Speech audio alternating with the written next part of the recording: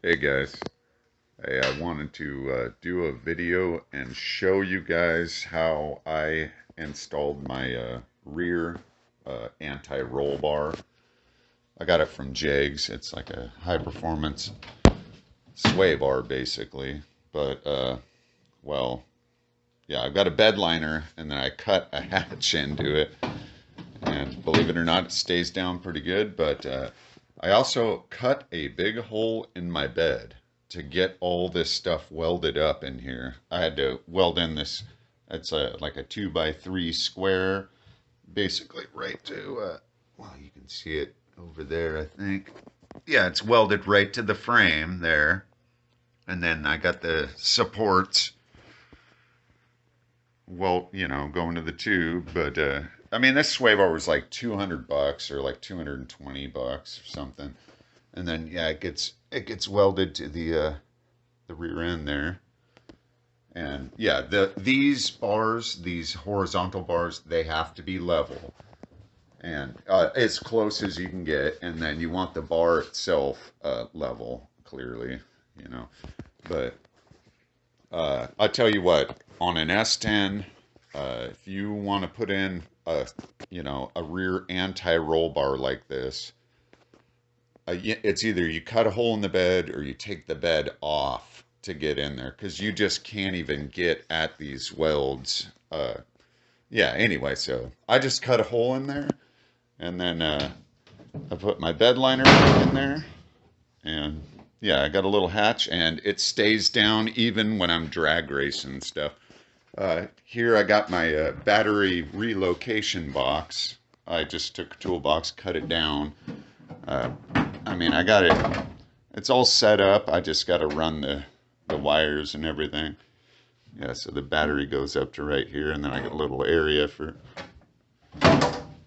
shit. But yeah, it's my same S10 LS swapped with a cam and nitrous, and I've done a lot to it. Probably since my last video, I've got double adjustable shocks front and rear. And yeah, that did a lot. And then I got the sway bar. I did some things with my nitrous tuning, running it off time instead of RPM based, and that helped a lot. But I am getting ready to, I'm going to put a turbo on this instead of just filling nitrous bottles. So originally I was going to run these two GT35s with I've got two of these. I think they're like 30 millimeter VS Racing wastegates. But I started researching like the whole plug wire situation with a LS swapped anything. You're frying plug wires with like any turbo exhaust setup. Like it's but these Hooker Black Hearts. I did a bunch of research and they are as close to the original architecture as possible. They were expensive. It was like $800 for these bad boys, but it's a single turbo setup. So I'm gonna run a 7875.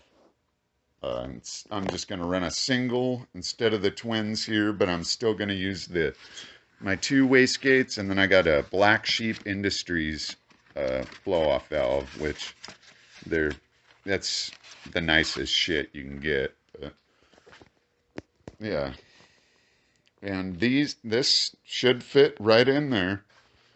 I really shouldn't have any problem. All right, guys. If you have any questions, leave them in the comments. Uh, I don't give a fuck if you subscribe or not. Yeah, that's my baby. Later, fellas.